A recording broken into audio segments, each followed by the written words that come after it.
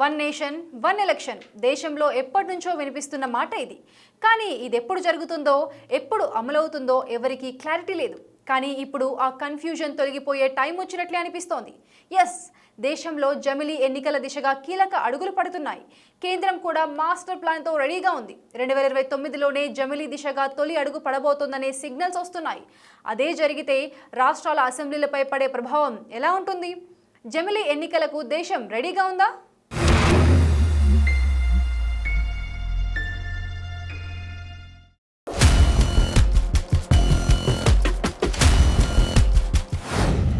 జమిలీ ఎన్నికలపై మళ్లీ మొదలైన debate. One nation one election ఈసారి పక్కానా?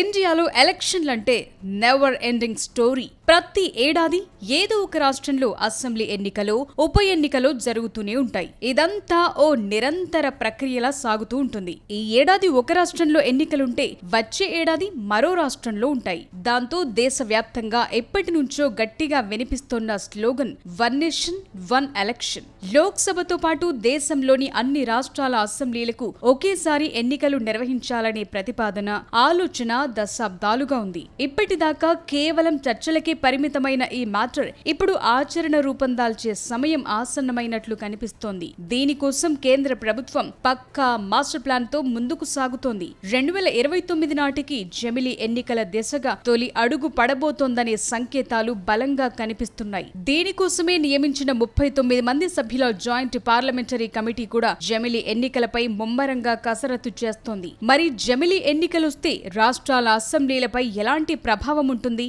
వన్ నేషన్ వన్ ఎలక్షన్ వెనుక ఉన్న సవాళ్లేంటి? దేశం దేనికి ఎంతవరకు సిద్ధంగా ఉంది?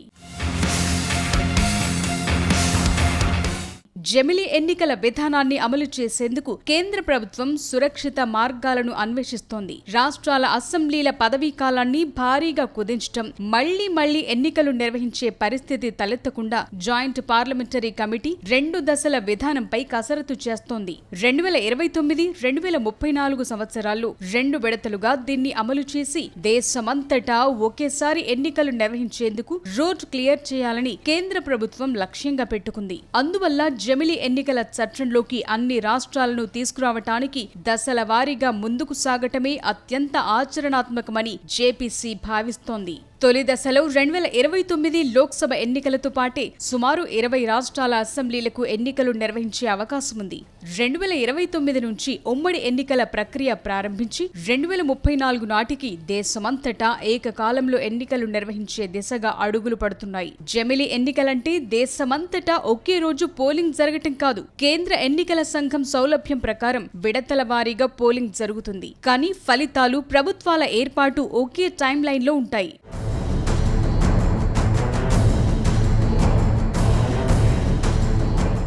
జమిలీ ఎన్నికలను దశల వారీగా అమలు చేయడానికి రాజ్యాంగపరమైన అవకాశాలున్నాయని నిపుణులు చెప్తున్నారు. కొన్ని రాష్ట్రాల్లో అసెంబ్లీల గడువు ముగియక ముందే ఎన్నికలు నిర్వహించొచ్చని, కొన్నింటిలో కాలపరిమితిని పొడిగించే వెసులుబాటు కూడా ఉందంటున్నారు. గతంలోనూ ప్రత్యేక పరిస్థితుల్లో లోక్సభ, అసెంబ్లీల కాలపరిమితిలో మార్పులు జరిగాయి. అయితే ఇంతటి భారీ మార్పుకు చట్టపరమైన నిబంధనలతో పాటు రాజకీయ ఏకాభిప్రాయం అవసరమనే అభిప్రాయాలు వినిపిస్తున్నాయి. దేశంలో 1952 నుంచి 1967 వరకు 4 సార్లు లోక్సభకు, మెజారిటీ శాసనసభలకు ఒకేసారి ఎన్నికలు జరిగాయి. 1967 తర్వాత కొన్ని రాష్ట్రాల్లో ప్రభుత్వాలు పడిపోవటం మొదలైంది. 1968-69 మధ్య అనేక అసెంబ్లీలు రద్దయ్యాయి. 1970లో లోక్సభ కాలపరిమితి ముగియకముందే రద్దయింది. దాంతో తొలిసారి జమిలీ ఎన్నికలకు బ్రేక్ పడింది. 1971లో లోక్సభకు మధ్యంతర ఎన్నికలు జరగటంతో అనేక రాష్ట్రాల్లో వేర్వేరు సమయాల్లో ఎన్నికలు జరగటం మొదలైంది. ఆ తరువాత సంకీర్ణ ప్రభుత్వాలు, రాష్ట్రపతి పాలన, ముందస్తు ఎన్నికల కారణంగా ఈ గ్యాప్ పెరుగుతూ వచ్చింది.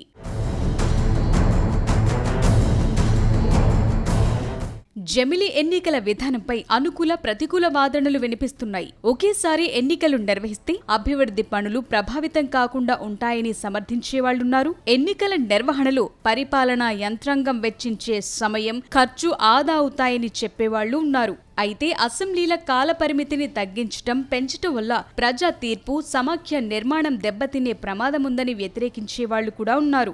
జాతీయ స్థాయి ప్రభంజనంలో స్థానిక ప్రాంతీయ సమస్యలు మరుగున పడిపోయే అవకాశముందని ఆందోళన వ్యక్తం చేస్తున్నారు. జమిలి ఎన్నికల బిల్ చట్టంగా మారితే రాష్ట్ర ప్రభుత్వాల 5 ఏళ్ల పదవీకాల సమీకరణాలు మారిపోతాయి. 2029లో 1 నేషన్ 1 ఎలక్షన్ విధానాన్ని తీసుకురావాలంటే రాష్ట్రాల అసెంబ్లీల విషయంలో మార్పులు తప్పవు.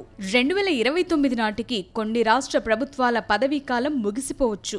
మరికొన్ని రాష్ట్రాల్లో అప్పటికి కేవలం 2 ఏళ్లే పూర్తయుండొచ్చు. 2027, 2028లో ఎన్నికలు జరిగే రాష్ట్రాల అసెంబ్లీలను 2029 వరకు పొడిగించటమో రద్దు చేయటమో చేయాల్సొస్తుంది. ఇంకొన్ని రాష్ట్రాల పదవీ కాలాన్ని కొద్ది నెలల పాటు పొడిగించాల్సి వస్తుంది. దీనికోసం రాజ్యాంగంలోని ఆర్టికల్ 83, ఆర్టికల్ 172లను సవరించాల్సి ఉంటుంది. ఇప్పటికే జమిలి ఎన్నికలపై అధ్యయనం కోసం మాజీ రాష్ట్రపతి రామ్నాథ్ కోవింద్ అధ్యక్షతన ప్యానెల్ ఏర్పాటయ్యింది. 7 దేశాల ఎన్నికల ప్రక్రియలను అధ్యయనం చేసి నివేదిక తయారు చేసింది. నిపుణులతో చర్చలు, 191 రోజుల పరిశోధనల తరువాత కోవింద్ కమిటీ రాష్ట్రపతి ద్రౌపది ముర్ముకు రిపోర్ట్ సమర్పించింది. ఈ నివేదికను జేపీసీ అధ్యయనం చేస్తోంది. వచ్చే పార్లమెంట్ వర్షాకాల సమావేశాల చివరి నాటికి సమర్పించాల్సి ఉంది. నివేదిక అందిన తరువాత పార్లమెంటులో చర్చ, ఓటింగ్ జరుగుతాయి.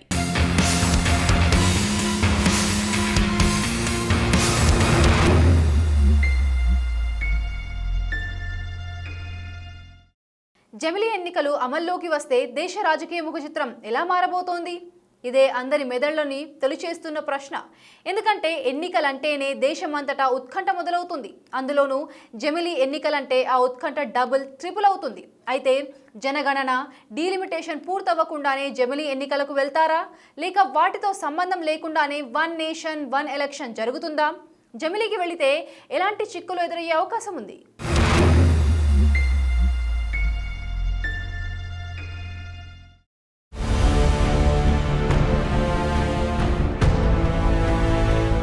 ఒక దేశం, ఒకే ఎన్నిక. దేశ రాజకీయ ముఖచిత్రాన్ని మార్చే మహా సంస్కరణ. మన దేశంలో ఎక్కడో ఓ చోట ఏదో ఒక రాష్ట్రంలో ఎన్నికల కోలాహలం కనిపిస్తూనే ఉంటుంది.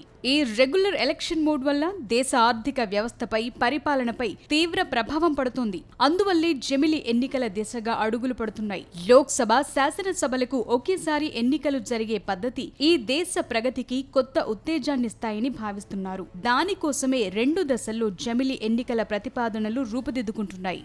2029లో 20 రాష్ట్రాల్లో ఒకేసారి ఎన్నికలు నిర్వహిస్తే ఆయా రాష్ట్రాల అసెంబ్లీల పదవీకాలంపై పడే ప్రభావంపై అంచనాలు సిద్ధమయ్యాయి. 2028లో ఎన్నికల రోస్టర్లో ఉన్న తెలంగాణ, మధ్యప్రదేశ్, రాజస్థాన్, ఛత్తీస్గఢ్, కర్ణాటక, త్రిపుర, మేఘాలయ, నాగాలాండ్, మిజోరాం రాష్ట్రాల అసెంబ్లీల కాలపరిమితి 5 నెలల నుంచి ఏడాది పాటు పెంచాలని భావిస్తున్నారు. 2029 ఎన్నికల చక్రంలో ఉన్న ఆంధ్రప్రదేశ్, అరుణాచల్ ప్రదేశ్, ఒడిశా, సిక్కిం, హర్యానా, మహారాష్ట్ర, జార్ఖండ్ రాష్ట్రాల కాల పరిమితిలో ఎలాంటి మార్పు ఉండదు. 2030-31లో ఎన్నికలు జరగాల్సిన బీహార్, ఢిల్లీ, తమిళనాడు, కేరళ, పశ్చిమ బెంగాల్, అస్సాం, పుదుచ్చేరి రాష్ట్రాల శాసనసభల కాల పరిమితి 1 నుంచి 2 ఏళ్లు తగ్గే ఆస్కారముంది. అన్ని రాష్ట్రాలను ఒకేసారి ఒప్పించడం కష్టం కాబట్టి తొలి విడతగా కొన్ని రాష్ట్రాలను కలిపి 2034 నాటికి దేశంలోని అన్ని రాష్ట్రాలను ఒకే తాటిపైకి తెచ్చేలా కేంద్రం ఆలోచిస్తోంది.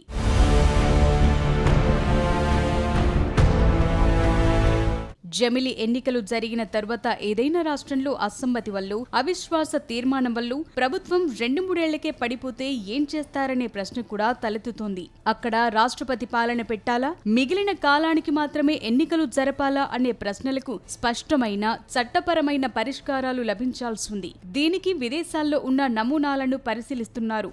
జమిలి ఎన్నికలు వినటానికి అద్భుతంగా అనిపించినా దీన్ని అమలు చేయటం కత్తి మీద సామే అంటున్నారు. జమిలి ఎన్నికల బిల్ పార్లమెంటులో ఆమోదం పొందాలంటే ఉభయ సభల్లోనూ 2/3 మెజారిటీ అవసరం. అంతేకాదు కనీసం సగం రాష్ట్రాల అసెంబ్లీలు దీనికి ఆమోదం తెలపాలి. ముఖ్యంగా ప్రాంతీయ పార్టీల మద్దతు కూడగట్టడమే కేంద్రానికి పెద్ద టాస్క్. జమిలి ఎన్నికల విషయంలో ప్రాంతీయ పార్టీలకు కొన్ని ఆందోళనలున్నాయి. ఒకేసారి లోక్సభ, అసెంబ్లీ ఎన్నికలు జరిగితే జాతీయ అంశాల హోరులు, ప్రాంతీయ సమస్యలు కొట్టుకుపోతాయని, ఓటరు ఒకే వైపు మొగ్గు చూపే అవకాశం ఉంటుందని రీజనల్ పార్టీలు అంటున్నాయి. అయితే దక్షిణాది రాష్ట్రాల ప్రయోజనాలకు ప్రాతినిధ్యానికి భంగం కలగకుండా చూస్తామని కేంద్రం హామీలిస్తోంది.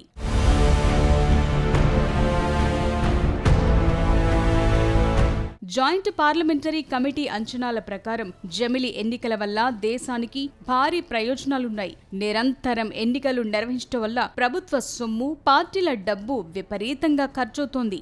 జమిలి వల్ల దాదాపు 7 లక్షల కోట్లు ఆదా అవుతుందని, ఇది దేశ జీడీపీ వృద్ధిని 1.6% పెంచుతుందని అంచనా వేస్తున్నారు. ప్రతి ఏటా ఎక్కడో ఒక చోట ఎన్నికల కోడ్ అమల్లో ఉండటం వల్ల సంక్షేమ పథకాలు, అభివృద్ధి పనులు నిలిచిపోతున్నాయి. దీనివల్ల దేశవ్యాప్తంగా పరిపాలన కుంటుపడుతోంది.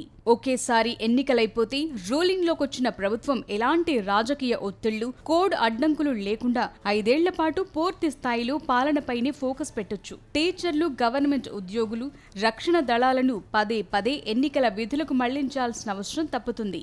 అయితే దేశవ్యాప్తంగా ఒకేసారి ఎన్నికలు నిర్వహించాలంటే లక్షలాది కొత్త ఈవీఎంలు, వీవీప్యాట్ మెషిన్లు కావాలి. వాటి రక్షణకు, పోలింగ్ కేంద్రాల దగ్గర భద్రతకు భారీగా బలగాలు అవసరమవుతాయి. విడతల వారీగా ఎన్నికలు జరపటానికి బలగాల కొరత ఎదురవుతోంది. అలాంటిది ఒకేసారి నిర్వహించడం పెద్ద సవాల్.